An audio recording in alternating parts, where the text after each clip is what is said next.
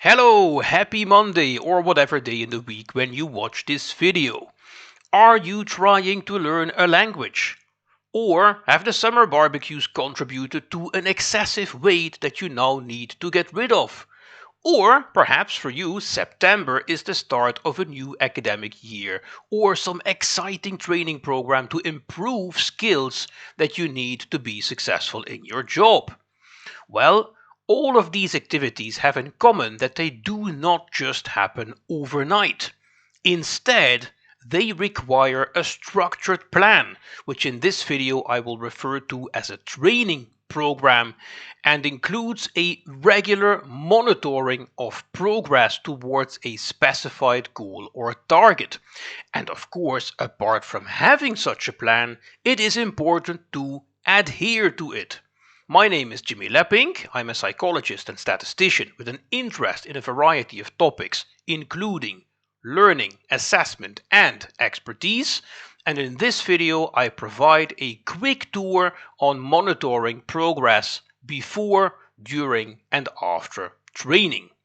And if you have been following my channel already, you may have noticed that last week I shared a video in which I explain the importance of deliberate and repeated training through a series of examples from different domains.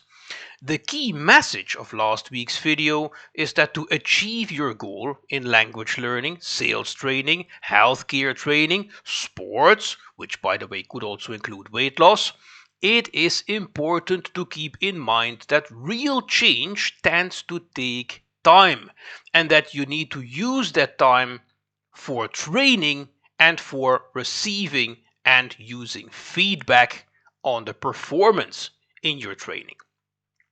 Now, some people may wonder, yeah, sure, sounds great, taking time, but how on earth can we measure progress? How can we actually measure or document otherwise that we are working towards our goal? Well, given that skills improvement, weight loss, language proficiency, effective communication and teamwork, you name it, take time, apart from interventions, which in this video I refer to as training, we need a measurement or monitoring plan. That is, we need a timeline with measurements before an intervention as well as after an intervention.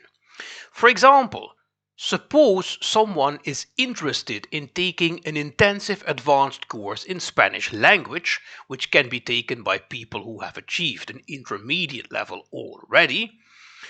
Once you have established a good assessment instrument for evaluating the language quality of a candidate in a conversation between a candidate and an instructor on a relatively advanced topic, you could, for example, measure that quality during each of 5 days prior to the program and during each of the first 5 days after the program. Unless the candidate is already undertaking training activities apart from the program that is going to start, the trend before training is probably weak and possibly simply a flat line as we see here. If you already have evidence that in your program such a flatline trend prior to training occurs, you could consider going with fewer measurements prior to the program. And in this setup, the dashed lines indicate the difference in quality after versus before the program, which of course does not imply that this difference is entirely due to the program, because the candidate may have also undertaken activities outside the program which may have to some extent contributed to the improvement in quality as well. And there are more factors to take into account when developing this plan, such as which assessment to use for the measurement, who is or who are going to do the measurements, and which conversation topics are to be chosen for the measurement as well. But well, this is a very basic setup which can help, at least to some extent, to address the question to what extent the quality of a candidate's contribution to a conversation on an advanced topic after the training differs from the quality before the training.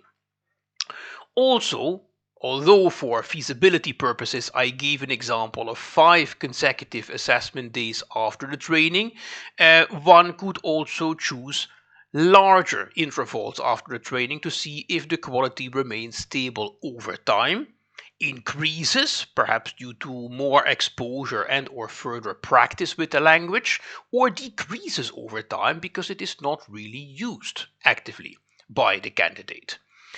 Now, there are also situations when instead of measuring before and after training, you actually measure before and during a training program.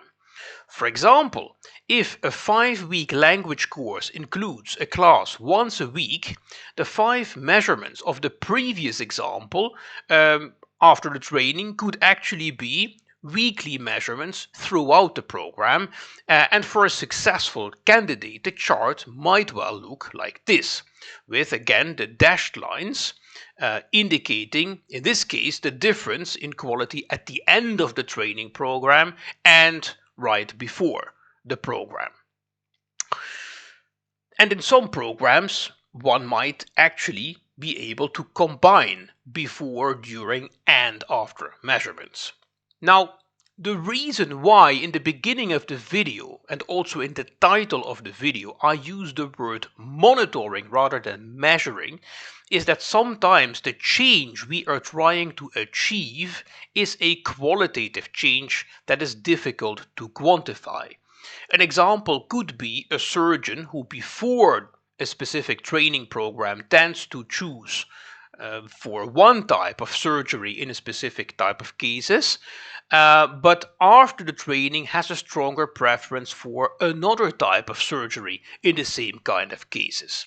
This kind of transitions is not easy to capture in scales, but there are statistical methods for each type of change, and if you want to learn more about possible and feasible methods for your specific program, I can direct you to possible solutions for whatever you need.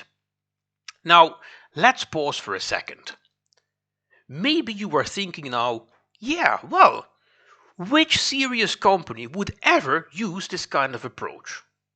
Well, I am going to give you 2 examples. First of all, I am going to refer to a leading sales training company which I also mentioned in last week's video, Technocell. Technocell has programs in which professional salespeople are called once a week for an activity or challenge, and during that activity they practice specific skills that are key to their profession. Their program takes several months, and each of the activities or challenges is assessed using predefined criteria that capture these skills that are being trained, and candidates also receive feedback on their performance in light of these criteria and perhaps some other interesting performance details from the call.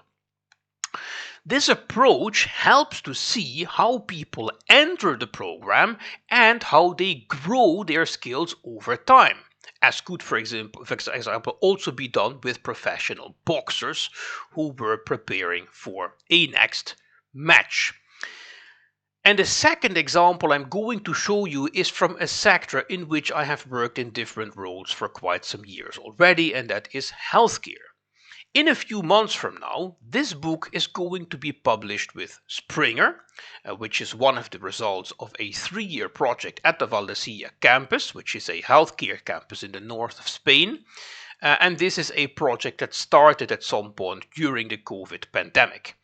In this project, we trained healthcare professionals who, as part of their jobs, are responsible for the training and mentoring of residents. Residents were basically they are young professionals in training.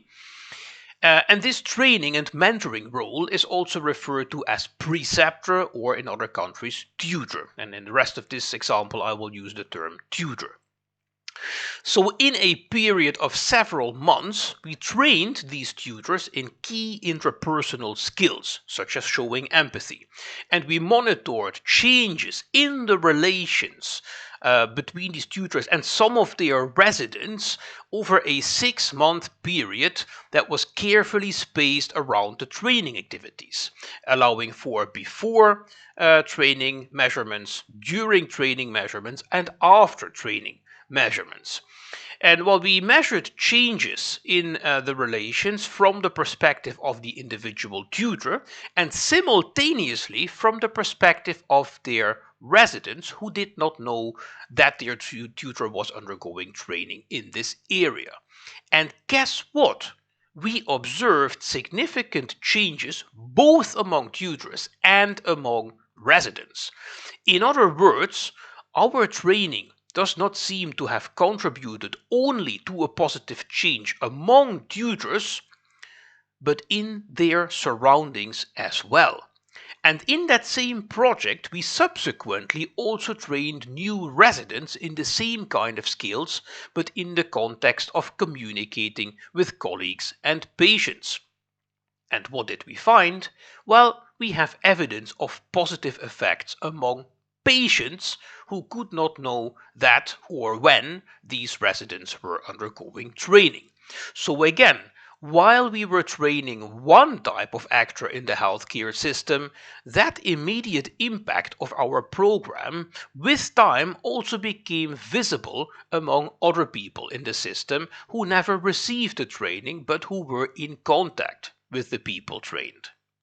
Now, there is much more that I could mention on this topic, and that's just one of the many reasons why we are dedicating an entire book to this 3-year project, hoping that it can also help other training programs, be it in healthcare, be it in another domain, to adopt a similar approach and monitor the progress of participants during and or after the program. And well, I think this is a very nice moment to round off this video. I hope you like it. If you do, you will find plenty of this content on my YouTube channel, Lapping Analytics. And well, if you have any questions or suggestions for future videos, feel free to leave a comment below this video or get in touch via the email address below. And for now, thank you for your time, thank you for watching, thank you for listening, have a great day, and I hope to see you soon.